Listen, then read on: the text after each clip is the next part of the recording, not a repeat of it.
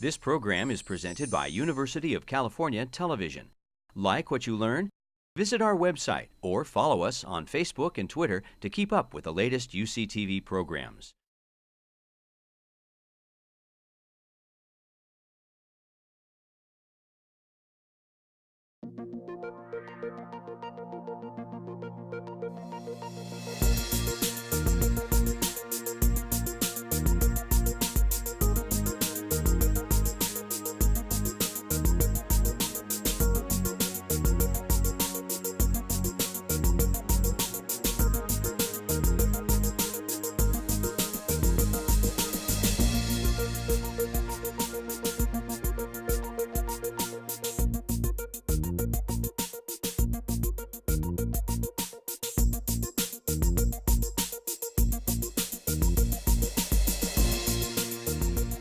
We are moving on to the second half of our lecture series here today with a little bit more of a focus on dietary fats. So I'm going to be talking about dietary fat, the good, the bad, and the ugly.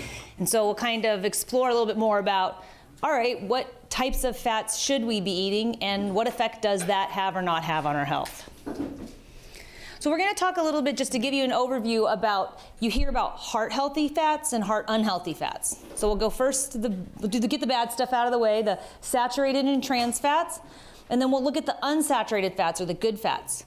We'll mention briefly cholesterol because there's some confusion about how the cholesterol in the foods you eat, like in egg yolks, what effect does that have, if any, on your blood cholesterol levels? And you'd be surprised, perhaps, that it's actually quite small.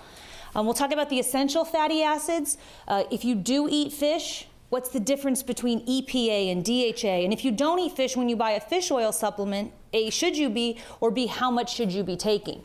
And then we will not be going too much more into detail on the Mediterranean diet since we've kind of already covered it. But at the end, I'll show you how to determine your own fat needs. So especially if you're a numbers person, you can get a little bit more of an idea. Okay, I got to aim to eat this much of this type of fat or stay away from this type of fat.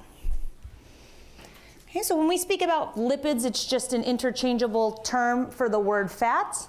And sometimes fats get a bad rap, especially in the 1990s did a lot of damage in the sense that fat was demonized. Everyone was on a fat-free or a low-fat diet.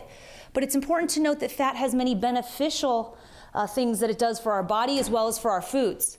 Okay, when it comes to foods, when you walk through the airport and you smell that delicious Cinnabon cinnamon bun, what you're smelling is the fat cooking. Okay, fat provides texture, taste, mouthfeel, flavor, and aroma to the foods that we eat. But in our body, it pads our organs, it insulates our bodies, and fat plays an important role in every single cell membrane. So if you've had the experience to work perhaps with patients who are starved or who perhaps have anorexia nervosa, an eating disorder, oftentimes you notice that they have very poor quality hair, skin, and nails.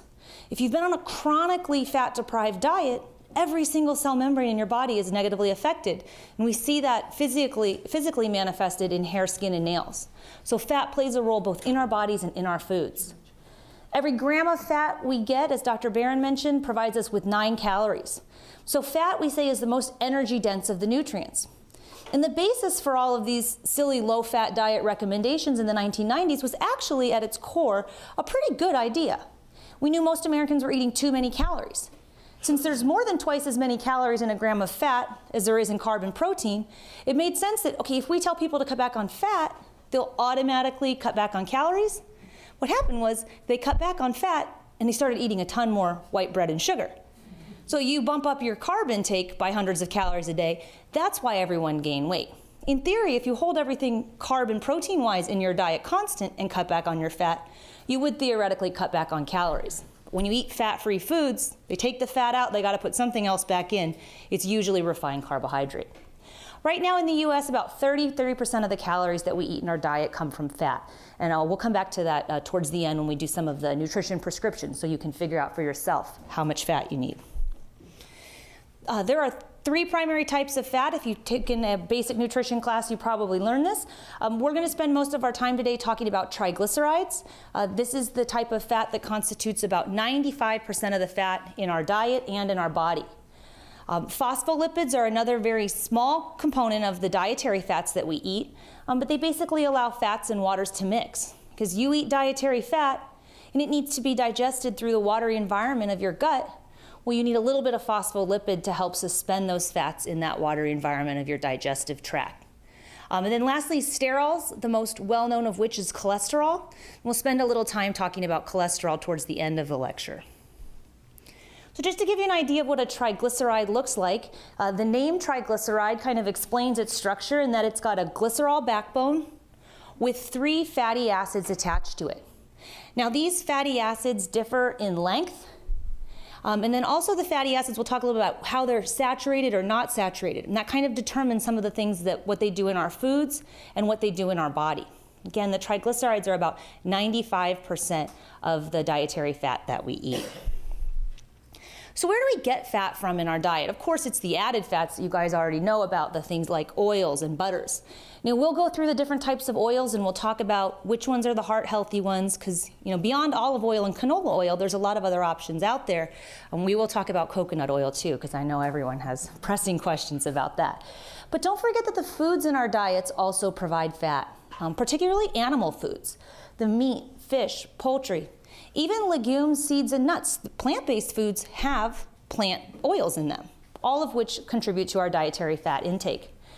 Depending upon whether or not you eat dairy, you may or may not be getting fat from there. And then within the dairy group, well, do you have high-fat or low-fat versions? And your fat intake would vary there as well. When it comes to fruits and vegetables, really the only 2 fruits that have vegetables are coconuts and avocados, dramatically different types of fatty acid profiles, which we'll look at. Potatoes, once you deep fry them and put a whole bunch of salt on them, there's some fat in there as well. But the remainder of the fruits and vegetables are inherently fat-free foods. The added fats, oils, butters, margarines, we'll come back to those as well. But combined, that's kind of where we get our fats from. It's mostly, in the case of the American diet, from animal foods, but please keep in mind that plant foods can be significant sources of fat. Those tend to be more on the heart-healthy end of the spectrum, though. What about the fat in your body? We're increasingly interested from a research standpoint in our learning that where fat is located is actually quite important. It is not just the number on the scale that matters. Too often as practitioners we focus on, well, how much do you weigh? And we say that's a good number or a bad number based upon your height. But there's certainly, there's much more nuanced approaches now that as practitioners we should be taking. That is, where is the distribution of fat going? And we have very good data to suggest that the type of fat that you hold around your middle area, what we call abdominal or visceral fat, that's the nasty bad fat. We know that that fat leaches into the bloodstream and is metabolized in the liver in a way that causes negative effects on our lipid profiles and heart disease risk. So that beer belly that may look kind of cute in some conditions is actually not cute at all. It's actually quite a dangerous accumulation of fat. And so when we talk about people who have an apple shape with a large waist circumference, that visceral fat is more metabolically active and actually more dangerous than the fat you might carry in your butt or your thighs. So for women, especially premenopausal women, you might not like the fat in your butt and your thighs, but that type of fat is significantly less problematic than the shifts that you often see during and after menopause, where kind of tends to accumulate around the middle region. So paying attention to your pant size is important, as well as paying attention to the number on your scale. Now, men are inherently more in tune with their waist circumference because their pant size actually matches a real number. That's the number of inches in their waist circumference. Women, we have done an excellent job of distancing ourselves from true waist circumferences. So we have numbers like 0 and 2 and 6 for our sizes, which mean absolutely nothing. So for women and for your women patients, it is important to measure their waist circumference. And a good rule of thumb is that for women, the cut point is 35 inches. If your waist is above 35 inches, you're at dramatically increased risk for a host of metabolic conditions. And for men, that's 40 inches. And you also want to congratulate your patients. When they're adopting more healthful lifestyles, the number on the scale might not be going down as quickly as they would like to see it. But when they tell you things like, oh, I can notch my pants in my belt one belt loop tighter, or I dropped a pant size, even if the number on the scale is not changing, that is very impressive because we know that they're losing that central obesity. So again, the location of fat does matter. And just so you know, you can't eat a certain way or exercise a certain way to lose weight in a certain area. Okay, no matter what the ab blaster tells you or the thigh master tells you, or certain diets that say that you can target belly fat, it doesn't work like that. You cannot eat or exercise a specific way to lose visceral fat.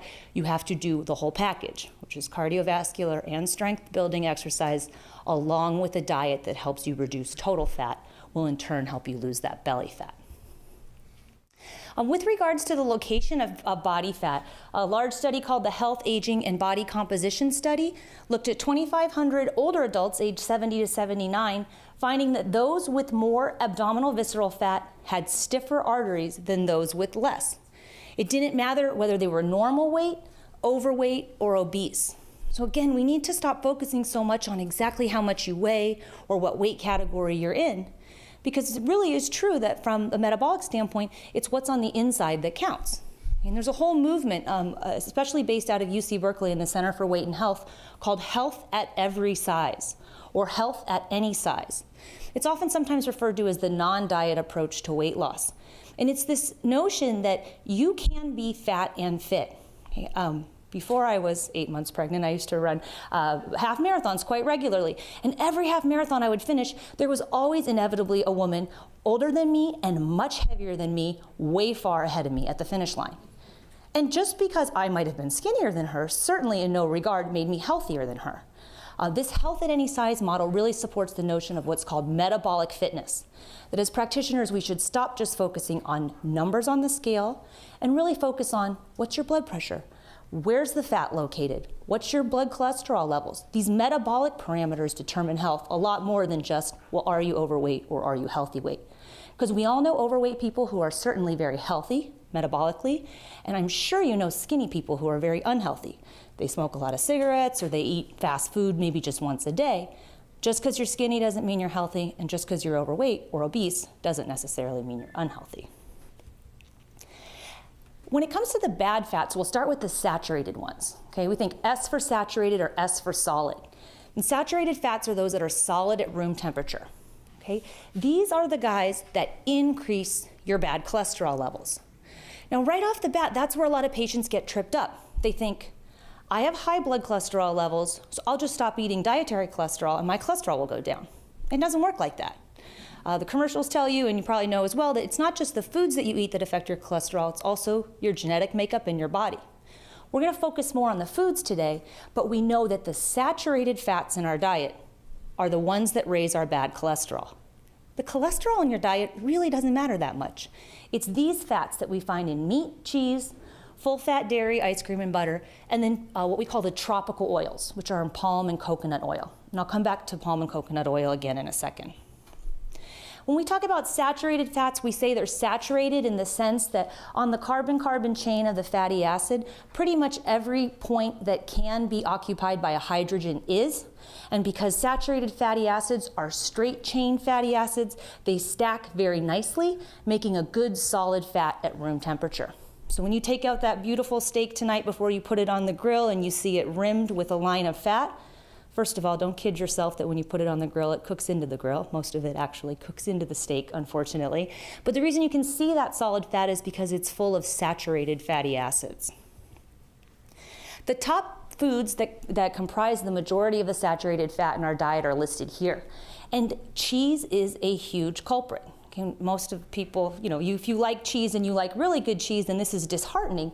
But it's important to note that in small amounts, you can eat very good cheese. Okay? Most of the cheese that Americans are eating is not very good quality cheese, and they're certainly not eating it in small amounts. Okay, we're talking about regular cheese, regular meaning not low fat or not reduced fat, with pizza actually being the second highest source of saturated fat in the diet. That's due in large part to the copious amounts of cheese we put on pizza, plus high-fat meats. Grain-based desserts, dairy desserts, chicken and chicken mixed dishes, and it goes into burgers, Mexican food. But you can see meat and cheese, meat and cheese, meat and cheese. I work with an executive health program with a lot of male executives who spend the equivalent of 1 day a year focusing on their health, which These are people who have the capacity to work 60, 70, 80 hours a week, yet they give one day a year to their health, but that's better than nothing. And oftentimes I'm very interested by how many of them are motivated by fear. We were talking at the break with some of the participants about, is it okay to talk about some people are motivated by fear. And I found with the older male executives that I work with, a lot of them are only interested in what you have to say about nutrition once somebody their age or younger has had a heart attack. Oh, my neighbor, he's a year younger than me, he had a heart attack. Someone a day older than them, he's older than me, that's not gonna happen to me. But someone their age or younger had a heart attack, very motivated to listen. And sometimes these guys are very black and white. Katie, tell me what I can do to not have another heart attack. I say, cut out meat and cut out cheese. It's the easiest way you can to basically drop your saturated fat levels to a level that is going to help bring your LDL cholesterol level down. And by the way, you're probably going to lose a whole bunch of weight along the way because these are people who tend to be largely sedentary.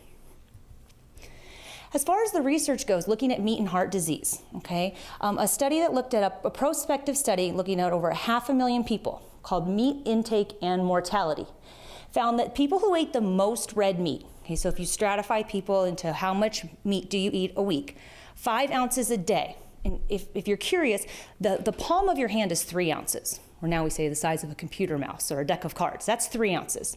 Okay, so larger than that, about almost double that, 5 ounces a day, 30% more likely to die of heart disease or cancer over the next 10 years compared to those who ate the least red meat, which was less than 2/3 of an ounce of meat a day. No one's saying you can't eat red meat, but the portion sizes in which we eat red meat, lamb, veal, steak, and high-fat cuts of pork, certainly make a lot of people fall in that very high category. Okay, and you go to the restaurants and think about the smallest type of steak you can get at a typical good steakhouse is going to be a filet at 8 ounces or sometimes a petite filet at 6 ounces. In reality, that's the equivalent of what you need in the entire week. So if you treat yourself once a week to a good 8-ounce steak, that's fine. Especially working with male executives who are eating like that every single night, plus a baked potato with a bunch of butter on it and a bottle of red wine, no exercise whatsoever. You can see how the problem compounds itself. Those who ate the most white meat, meaning poultry and fish, had a slightly lower risk of dying over a decade than those who ate the least. The takeaway message from the study is cut down or cut back on the amount of red and processed meats that you eat. When you're going to the store, we talked about cooking more at home is a great way to control your saturated fat intake. When you go to the store and you buy meats, it's confusing as a consumer because you might have noticed there's no food labels on meat. The meat lobby in this country is extremely powerful to the point where they've exempted themselves from food labeling laws. You pick up a box of cereal, it tells you what's in there. You pick up a container of meat, ground meat, it doesn't have to be in there. And so it's important to know that the difference between lean and extra lean, especially if you eat burgers, we want to focus on eating more of the extra lean cuts of meat. Those are the ones that have no more than 5% fat. Prime refers to the fattiest cut of meat, select is the leanest, and choice is in the middle. When it comes to meat, the raw amount cooks down by about 25%. Okay, so if you're dealing with a 4-ounce piece of meat, or let's say a burger, 4 ounces of ground raw meat, when you cook it, it will end up to be a 3-ounce burger. And 3 ounces, again, the size of the palm of your hand. Nobody eats burgers that small. They call them sliders. Okay, and then you usually put 3 of them together to have for an appetizer before you even eat your main meal. Okay, so let's compare 2 types of ground beef you would see typically at the store. Meat people know what they're doing to sell you meat, and so they put the percentage that is lean first. And there's lots of really cool consumer level data that shows us that Americans think if something says 70% lean, well, that must be good for them because, that's way more than 50% that's made up of the lean muscle, so it must be good. But actually 70-30 meat's the worst that you can buy, by definition, in the grocery store. It means that 30% of that remaining meat product is fat. A 3-ounce cooked burger, so that cooks down from 4 ounces to about the size of the palm of your hand, you'll see has 15 grams of fat and 6 grams of saturated fat. Okay? Now, one number to keep in mind for the context of this lecture is 20 grams of saturated fat. That's the max you should have in a day. That's what the food label says. That's what most of the American Heart Association, Cancer Institute, they all agree. Try to stay under 20 grams a day. So you got your one little 3-ounce burger, okay? And there's 6 grams of saturated fat. You have that sliders for an appetizer, that's 6, 12, 18 grams of saturated fat. Basically, in your appetizer for dinner, if you're eating 3 small sliders, you just blew your saturated fat budget for the day, which is fine if you had no other saturated fat in your diet. But if you make the switch to the meat that you see on the right, 95% lean ground beef, okay? Notice how the fat goes down to 6 grams and the saturated fat goes down to 3 grams. You essentially have cut in half the amount of the bad fat in your diet. Now, we're not saying you can go and eat twice as many burgers then, but the notion there is that you can still certainly eat red meat and even ground meat products, but you really want to go for the ones that are 95% lean. If you go to the restaurant, they're not interested in your saturated fat intake and your budget. Okay, so this is really for use when you're buying it at the grocery store. Look for extra lean or at least 95% lean. When it comes to poultry, not all chicken is created equal. I work with lots of people who say, oh, I don't have a problem with red meat because I'm just eating chicken now. Well, what types of chicken do you eat? Well, the legs, the wings, and the thighs.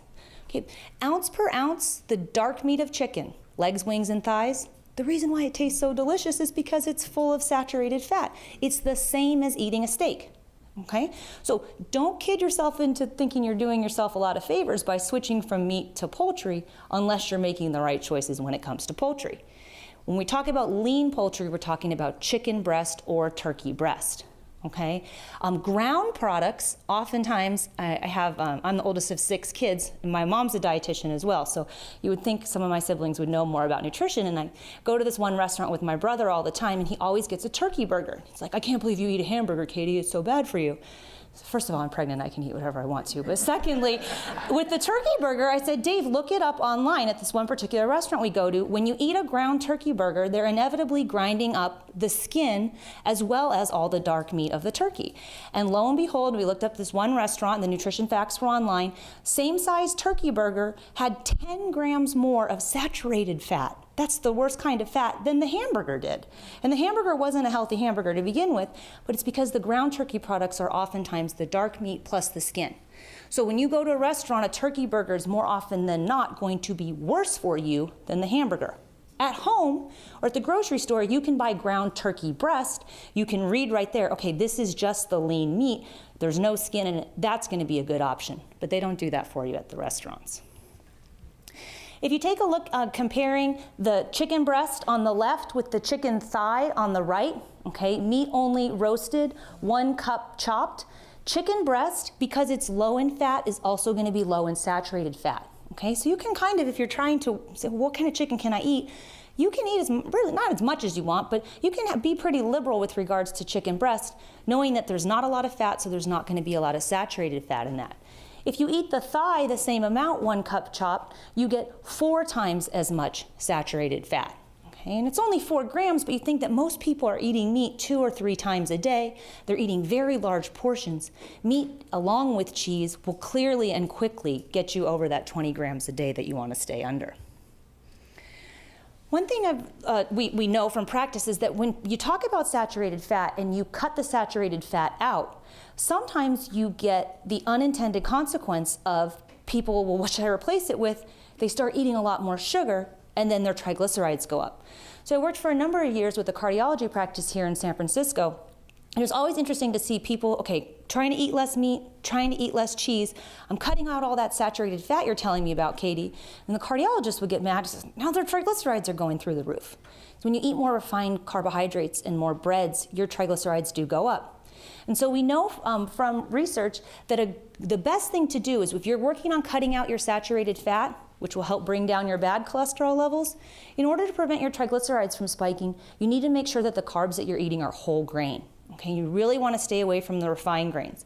When you cut out the meats, don't start eating a bunch of white bread.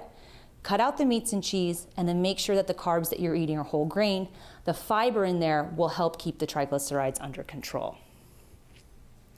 As far as how many grams a day you need, the last bullet point there shows you, basically we're aiming for 20 grams a day. Okay, and that helps you stay within the American Heart Association guidelines of what they say is 7 to 10% of your calories from saturated fat. But I think because grams are what is listed on the label, that's the best number to go with, and keep 20 in your head. One really good place we can cut saturated fat is from full-fat dairy. If you can tolerate dairy, you want to get the good stuff from it, which is the protein, the vitamin A and the vitamin D and the calcium, but you don't want the bad stuff. And full-fat dairy is high in saturated fat. You might remember that about a little bit more than a decade ago, if you bought 2% milk, it was called low-fat milk. Does anyone know what 2% milk is called now? It's called reduced fat. And low-fat milk is 1%. So you went to bed one night thinking 2% was low-fat, and the next day you woke up and now low-fat's 1%. And the reason why is because 2% milk is actually not that low in saturated fat. When it comes to your milks, you really want to stick to 1% or non-fat if you can, because you get, again, the same amount of protein, vitamin A, calcium, vitamin D, but you get way less calories, fat, and saturated fat. A cup of whole milk gives you 5 grams of saturated fat, whereas a cup of non-fat milk, since there's no fat, there's no saturated fat. And if you're doing what the government recommends, which is drinking 3 cups of milk a day, if you drink 3 cups of whole milk a day, that's 5, 10, 15 grams of saturated fat. You just got 75% of your whole day's budget of saturated fat from milk, which is ostensibly a healthy food. Full-fat milk really is not that healthy. The exception there is with children age 1 to 2. Kids who are age 1 can have cow's milk, and within the 1 to 2 year range, they need the whole milk for fat and brain development. But after age 2, kids get plenty of fat from elsewhere in their diet. So if you're working with kids age 2 and older, especially in certain groups we're concerned about obesity, we don't want them getting used to a bunch of high-fat whole milk products. Get them on non-fat or low-fat milk as early as you can. You retain all the good nutrients, but you help save them with a lot of calories and saturated fat. I'm going to show you a picture of a Subway sandwich here just because I'll show you, in a short period of time, your saturated fat, if you eat meat and cheese, can add up pretty quickly. A slice of American cheese, which on a typical footlong, they're going to give you 2, okay, unless you pay for more. A slice of cheese has 5 grams of saturated fat. So if you put 2 slices on there, they cut them in half in the picture, that's why you see 4, okay? But basically that's 2 slices of American cheese, that's 10 grams of saturated fat, plus if you're getting the Italian combo, there's another 10 grams right there. So in one sandwich at lunch from Subway, which there are healthy ways to eat at Subway and certainly unhealthy ways to eat at Subway, but a sandwich like that in one sandwich is going to give you your max intake of saturated fat for the day. If you put regular mayo on it, you're now over the budget. Interesting note is that Subway is one of the few fast food outlets that does have light mayo. You can ask for it. They don't default to light. They used to. It's more expensive. But you can ask them for light mayo that has half the fat and saturated fat as well. You can also go no cheese and then choose the lower fat cuts of meat like turkey breast, the ham, or the roast beef. Next up is trans fats. I won't spend much time on this because trans fats are almost eliminated from our diet. Trans fats are those partially hydrogenated oils that we also know raise our LDL. They increase your bad cholesterol, they decrease your good cholesterol, and they increase cardiovascular disease risk. But for the most part, manufacturers have taken the trans fats out of their foods, but guess what? They've replaced the trans fat with saturated fat. So when people ask you, they say as a dietitian, what's better for me, butter or margarine? Well, butter is full of saturated fat, which raises your bad cholesterol, and margarine is full of trans fat, which raises your bad cholesterol. So neither of them is a better choice because if you eat a lot of either, it would raise your total cholesterol and raise your bad cholesterol. If you like the way butter tastes, then use a small amount of it in moderation. Manufacturers, again, took all the trans fats out of our foods about 2006 when they started putting that info on the labels. You actually see very little trans fat in the diet anymore, but keep in mind, it's been replaced by the other bad one, which is saturated fat. We call the trans fats we find in foods like the hardened shell you would put on the top of an ice cream. If you get one of those ice creams, they dip it in the candy shell. It makes the foods solid at room temperature very quickly. Manufacturers love trans fats because they increase the shelf life. It's the reason why a Twinkie can stay on the shelf for 10 years. There's a little bit of trans fat in there. There's a loophole you might be familiar with is that you can buy a product that advertises itself as being trans fat free, but if something has less than 0.5 gram of trans fat, the manufacturer can still technically call it trans fat free. Prior to 2006, when trans fat was not on our labels, the only way you knew if you were eating these bad fats was you'd have to look for partially hydrogenated or hydrogenated oils in the ingredient list. Now you can still see hydrogenated oils, and then the product's called trans fat free. It's because there's this 0.5 gram loophole. So a good example is a cereal. For example, I'm just showing you Waffle Crisp, which right off the bat, it's probably not the healthiest cereal for you, but you can see that it says 0 grams of trans fat, and yet in the ingredient list you see hydrogenated oils listed. Again, that means there's just slightly under a half a gram per serving, but keep in mind most people don't just eat 1 serving, right? They might have 2, 3, 4 servings, at which point you had a half a gram, 1 gram, 2 grams of trans fat a day. And you really don't need any trans fat in your diet at all. You can get by with 0 grams. Trans fat bans, New York City, really kind of the leader under Mayor Bloomberg for a lot of different nutrition undertakings, kind of where New York City goes, eventually California goes, and then the rest of the nation. There is a little data to suggest that trans fat bans do help reduce the amount of trans and saturated fats in our diet. But again, we're kind of focusing on the wrong things when we talk about trans fats, because it's really the saturated fats in our diet that are causing the greatest bump up in our bad cholesterol and heart disease risk levels.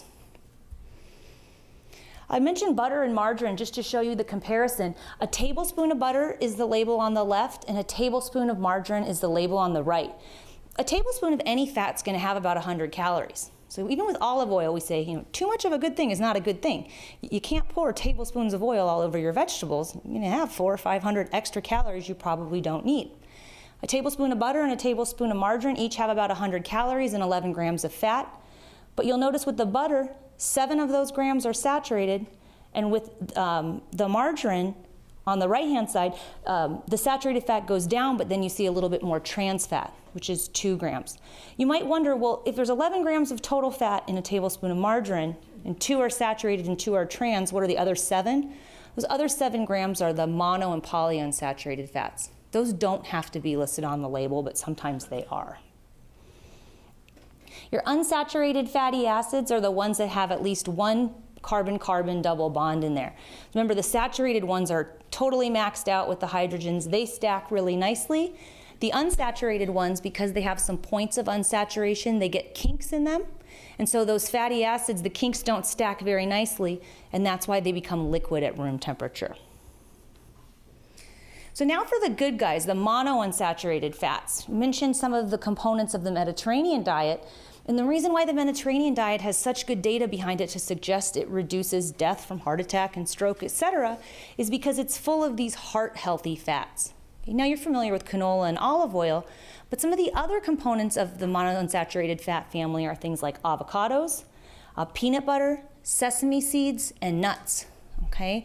Now nuts we go back and forth on. Some good studies recently to show that nuts can help reduce mortality. People who eat nuts more often are more likely to have lower rates of mortality. But you got to take into account people that eat nuts for a snack as compared to people who probably eat potato chips for a snack are likely doing other healthful behaviors as well. Eating less red meat, exercising more, not drinking alcohol or smoking to excess. As far as a breakdown of the oils go, this is an interesting slide because it shows you what the fatty acid profile of some of the different oils you might have in your pantry are. Okay? And what the colors mean here is yellow is showing you the monounsaturated, those really good heart-healthy fats. The red part is showing you the saturated fats. Okay? And so if we look at the fatty acid profile spectrum, saturated fats are the bad guys, monounsaturated guys are the best guys. Okay, and so starting from the top, canola oil, okay, is about 60% monounsaturated fat. You don't get an oil that's 100% saturated or 100% monounsaturated. They're a combination of polyunsaturated, unsaturated, and saturated fatty acids. But basically, we're looking for the ones that are mostly monounsaturated fats. And you can see that those include canola oil. If you drop down olive oil, you've got safflower oil, okay? Those are really good heart-healthy options, okay? Peanut oil's about 50%. Peanut oil we use it sometimes, it has the highest smoke point, along with avocado oil of any oil, so depending upon what you're cooking, super high heat cooking, if you're doing a lot of stir frying, walking, peanut oil's a good option to use. But what you want to stay away from are the ones that are mostly red. And you might notice that coconut oil takes the cake when it comes to saturated fatty acid profile. Coconut oil is 90% saturated fat. And despite whatever Dr. Oz says, or whatever you read online, coconut oil is not good for you. Okay? It tastes delicious, so in small amounts it's perfectly fine to be using in your kitchen. But every single major health group and professional association that's associated with medicine and evidence-based medicine says there's absolutely nothing to suggest increasing the amount of coconut oil. At the end of the day, we still believe, based on research, that a diet high in saturated fats increases your risk of heart disease. So if you go wild with coconut oil, you're clearly going to be having too much saturated fat. There's a little bit of data suggesting that the saturated fats that come from plant-based sources, like coconuts, may be less dangerous than the saturated fats you get from meat and cheese. Although these are very small studies, it's really only been in the last 5 years even that researchers have been looking at that. So down the road, that might prove the case, that a saturated fat from a plant, like a coconut, is going to behave differently inside our arteries than a saturated fat from a cow or from cheese.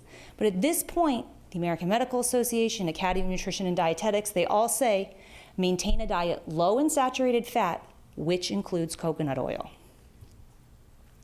If you look at vegetable oil versus canola oil, if you go to the store and you bake and I need something for my cake, oftentimes vegetable oil, when we see it on the shelves, is just a combination of whatever vegetable oils were cheapest on the market that day. So oftentimes vegetable oils, you'll see 13 grams of fat, but 10 of them are saturated. Okay, we want to stay away from saturated fats. There's really no place for vegetable oil in your pantry because anything vegetable oil can do, canola oil can do better. Okay, 13 grams of fat and a tablespoon of canola oil, but look at how only one of those grams are saturated. Canola oil costs the same as vegetable oil, it tastes the same as vegetable oil, it behaves the same as vegetable oil in cooking and baking, and yet you can see it's a significantly better choice for you because it has much less saturated fat. I mentioned cholesterol briefly just because people are curious about egg yolks. Okay, cholesterol is another type of fat. Okay, you oftentimes will see silly things. I know Planters Peanuts has a big banner on the front that says peanuts are a cholesterol-free food. Well, cholesterol only comes from animals. Okay, if something has a liver and can produce cholesterol, then when you eat its cholesterol. Last time I checked, peanuts do not have a liver, they do not produce cholesterol oil. So there's nothing magical about Planters peanuts that are cholesterol-free. You'll see restaurants that tout or brag about, our French fries are fried in cholesterol-free oil. Well, all plant oils are cholesterol-free. Okay, we're not really concerned about cholesterol from plants because we don't get it there. We get cholesterol from animal foods. Okay. The American Heart Association recommends that you keep, if you're following a heart-healthy diet, your cholesterol to less than 200 milligrams a day. Okay. One egg has 186 milligrams of cholesterol. We can say it's roughly about what you should have a day. So people say, well, can I eat eggs if I have high cholesterol? We say, first and foremost, the amount of cholesterol in your diet doesn't really matter that much. You got to pay attention to the saturated fat. What are you eating the eggs with? Did you pour a bunch of butter in the pan, then put your eggs in, then put it on some white bread with butter on it and top it with bacon? That might be a problem. One egg yolk a day is still going to put you under the amount of cholesterol you need in a day. And if we don't have a lot of other sources of cholesterol, if you eat a lot of other shellfish, if you're eating a lot of high-fat dairy, yes, you could be getting some cholesterol. But for the most part, the average of one egg yolk a day is not a horrible thing, even for people that have high cholesterol. And basically, it means that in a week, you can have the equivalent of roughly 7 egg yolks a week.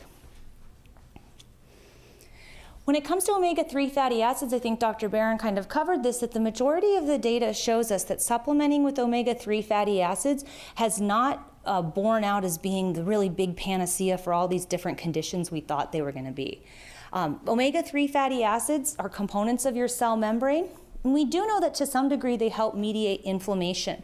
So we're starting to study the effect of inflammation in our body and how do the foods we eat promote inflammation. You might have heard about pro or anti-inflammatory diets. And they sound fancy and complicated, but basically a pro-inflammatory diet has a bunch of animal foods in it, and an anti-inflammatory diet has a bunch of plant foods in it. There's some different types of omega-3 fatty acids, though. And the area we want to focus on with regards to the ones that have proven to be beneficial for preventing against inflammation are EPA plus DHA. Okay, you might know that that's the type of omega-3 fatty acids that we find in fish and fish oils. And we'll talk about what fish are best in a second, but there's a whole other area of omega-3s called ALA. You find those in flaxseed and canola oil, but we know that they don't give us the same health benefits that the EPA plus DHA do. So sometimes you see silly products out there that say, this egg has a whole bunch of omega-3 in it, or this butter spread is an omega balanced butter spread. You think, well, I don't eat enough fish, so I should probably be buying these products to get my omegas. That's not the case because they tend to contain these ALAs, which, to be honest, your body cannot convert to EPA plus DHA, and you really don't need that much of anyway. We still continue to want to focus on fish as the primary source of omega-3s in the diet. Okay. How much omega-3 do you need? Okay, there's different recommendations based on whether you have established heart disease or you don't. Okay? The American Heart Association says if you have documented heart disease, you should aim to eat fish at least 2 times a week. And that's a good recommendation on top of the fact that every fish serving of fish you're eating is probably 1 less serving of red meat you're eating. So if you can cut out the red meat and replace it with the fish, you're doing yourself a favor on 2 fronts. You're getting more omega-3s from the fish and less saturated fat from the meat. Okay? If you do have documented heart, I'm sorry, the first one was if you don't have heart disease. But if you do have heart disease, the AHA says you should get the equivalent of 1 gram a day. Okay, we'll talk about what that means in a second. Preferably you want to be getting that EPA plus DHA from fish, but if not, you want to get it from supplements. And in my experience, I say most practitioners, they would agree that people who have documented heart disease who take fish oil supplements rarely take the full dose. And we know that taking half or quarter doses does absolutely nothing to help you. If you have heart disease, you need to get 1 gram a day. And for most fish oil supplement preparations, if you're not eating fish and you're taking pills, that means 3 pills a day. If you've taken fish oil pills, you might notice they sometimes give you a little bit of a fishy aftertaste. One thing you can do to prevent that is to pop those pills in the freezer. When you swallow them, for whatever reason, it doesn't cause those kind of fish burps that turn so many people off. Okay? If you have very high triglycerides, your cardiologist or your doctor may recommend 2 to 4 grams a day, which is a pretty high dose. From the American Heart Association standpoint, if you do have documented heart disease, you want to aim for 1 gram a day, but no one's saying you have to get it from the supplements. We would always prefer that you get it from foods, but the reality is the best source of that EPA plus DHA is going to be in fish. So if you don't take fish, or you don't like fish, or you don't eat fish, then you do need to look towards supplements. If you do eat fish, though, you might be curious, well, how much is 1 gram? The print is kind of small here, but this is from the Nutrition Action Health Letter, which is a great monthly health letter that you can get delivered to your home mailbox. I don't know, but I find myself more inclined to read things that come in the mail these days because it's less frequent than things that come in your email inbox. But recently this newsletter went through to rank how much EPA plus DHA do you get in the different types of fish. And we know that salmon is really the best source of fish. If you look at a 6-ounce serving, that's 2 palms of your hand. That's about what you would get at a restaurant. If you got a piece of salmon, you have about 3,500 milligrams of EPA plus DHA. That's 3.5 grams. Okay. If you do that twice a week, that's 7,000, that's 7 grams. All you have to do is eat that piece of salmon 2 days a week, and you got your average gram a day that you need if you have documented heart disease. And that's all well and good if you like salmon. If you don't like salmon, though, you can see that some of the other ones, they're significantly less sources of the omega-3s. In that case, you may want to consider fish oil, especially if you have very high triglycerides as well. As far as some research on fish oil pills in cardiovascular disease, okay, in 2012, a pretty good double-blind study with over 12,000 participants who were at high risk for heart disease and had pre-diabetes were randomized into a group where they got either 1 gram capsule with omega-3s, okay, and then or a placebo, and then they got their diabetes care modulated as well. Okay, and basically the primary outcome was looking at, did they die from heart disease? And after a 6-year follow-up, okay, basically the results were kind of similar. Okay, there's virtually no difference between the intervention and the control group for stroke, heart attack, death from arrhythmia, or heart failure hospitalization.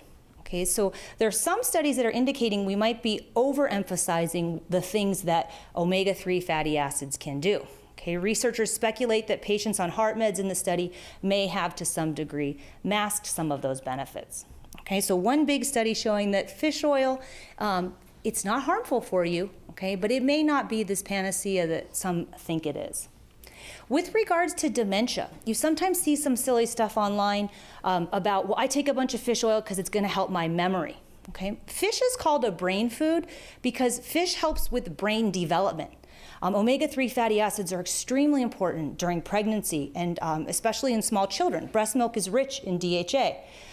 Pregnant women take prenatal vitamins that have omegas in them in order to help the brain development.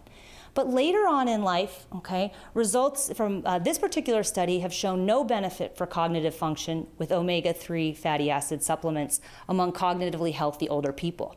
So if you're trying to hold on to your sanity in the older ages of life, the omega-3 fatty acid supplements are probably not going to help you. Again, they're not harmful, but they're not going to improve your cognitive abilities.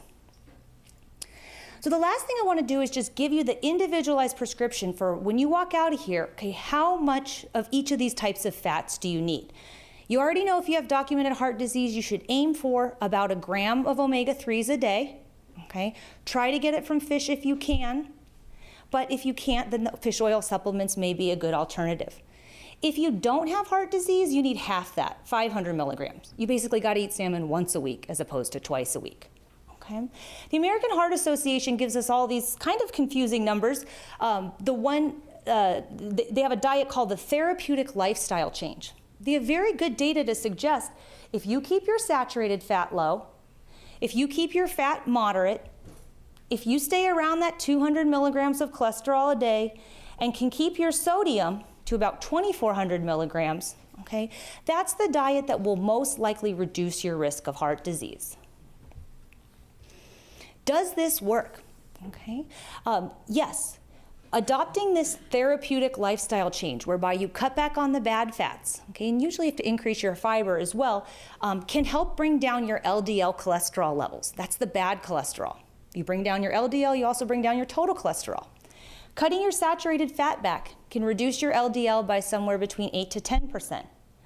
Keeping your dietary cholesterol to the equivalent of about 1 egg yolk a day, 3 to 5% reduction in LDL. If you keep your weight in a healthy range or you lose 10 pounds if you're overweight, 5 to 8% reduction. Soluble fiber, 3 to 5%. And then also plant stanols and sterols. We didn't talk about those, but those are products that are sometimes added to salad dressings or butter spreads. They have a very small effect, for the most part, on LDL cholesterol levels. But if you add those all up together, you can reduce your LDL by about 20 to 30%. And there is no drug that can reduce your LDL cholesterol that effectively. Okay? And so when you're working with patients, it's important to remind them, some of them just want that prescription for Lipitor to bring their LDL down. But for those that don't, making these dietary changes can have a very impressive effect on bringing down your LDL cholesterol. Okay? So at the end here, most people need about 50 grams of fat. Okay? You don't want to go too low on your fat. And that's become an issue with certain populations. We're not advocating for a low-fat diet anymore. Make sure you get at least 50 grams of fat a day, but of those, no more than 20 should be saturated. Okay, so if you sit down at Denny's and you're gonna have a breakfast that's got 50 grams of fat, that is fine. It's just that the rest of the day, you have room for 0 more grams of fat. Okay, so 50 at a minimum, try to spread it out throughout the day. Most adults, somewhere between 50 and 65 grams is a good place to be. Okay, so for a person on a 2,000 calorie diet, which Dr. Barron explained doesn't work for everyone, but it's a good ballpark for most adults, 65 grams of fat around there, 20 of those max should be saturated fat. For every ounce of cheese, an American cheese slice or the size of a domino, that's 5 grams. Keep your cheese low, keep your meat low. Together, you'll be able to keep your saturated fat below 20. Okay? You do not need any trans fat, and if you can keep your cholesterol to less than 200 milligrams a day, these are the numbers we should be looking at on the food label. Okay? And if your head is swimming in numbers right now, I would say the one you really want to walk away with is that 20 grams of saturated fat. You want to stay below that if you can. If you're interested in learning more, the American Heart Association has a really kind of cool interactive tool now called Meet the Fats. They have what they call the bad fat brothers and the better fat sisters. The bad fat brothers are sat and trans, and then the good fat sisters are mono and poly. And you could go on there, I mean, some of this stuff gets a little dry, but the point is we like fat, and fat should be part of our diet, But there are certainly better choices, and as I like Dr. Barron's rule, if you can't make the best choice, opt for the better choice, and those better fats, the poly and the monounsaturated, are the ones you really want to be aiming for. I've got a couple more links for you here on fats. Again, I think the American Heart Association probably has the most user-friendly of the sites there, and again, that's called the Meet the Fats. So does anyone have any questions about some of the dietary fats in particular in the foods or the products you see at restaurants or at home? Can you say a little more about avocados? Okay, about avocados. Avocados and coconuts are the only two fruits that have fat. The majority of the fat in avocados is monounsaturated. So it's an extremely heart-healthy type of fat. A fifth of an avocado has 5 grams of fat, and only one of those are saturated. Now, who eats just a fifth of an avocado, right? I tend to eat the whole thing. That's 25 grams of fat, but that's mostly going to be the monounsaturated source of fat. Coconuts, on the other hand, are about 90% fat. So you really want to minimize that's 90% saturated fat, rather. So those are the only two fruits that have fat in them. Any thoughts on farm salmon versus wild caught salmon? Any questions on farm versus wild caught salmon? I went through it quickly, but you might have noticed that the farmed salmon has more omega-3s than the wild salmon. Now, not from an environmental standpoint, but from a nutritional standpoint, oftentimes the farmed fish is considered to be healthier for 2 reasons. The feed that is given to those fish is highly controlled, and there's additional omega-3s added, so you end up with salmon with higher omega-3s. Secondly, there's less likelihood for mercury toxicity when you're eating fish from a highly controlled environment like a farm. Again, not taking into account the environmental impacts, but in those regards for the mercury and the omega-3s, the farmed fish actually tends to be healthier. In reality, when you buy fish at the store, you have almost no way to know if it is farmed or if it is wild. There's no such thing as organic fish in this country. And a really good resource if you want to learn more about sustainable fish choices is from the Monterey Aquarium. They have a really good app where you can click on the different types of fish and they tell you more likely than not if it was farmed sustainably or an unsustainable. Again, that's the Monterey Aquarium. It's called a Seafood Watcher app. So, all right, thank you very much.